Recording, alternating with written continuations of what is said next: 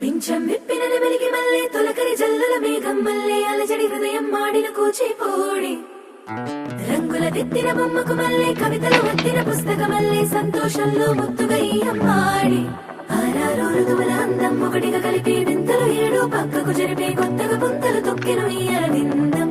అమ్మమ్మో తాండవమాడే కృష్ణుడి నుండి వేణువ గానం తీయగ పండి రాధకు ప్రాణం ఉప్పొంగే ఆనందం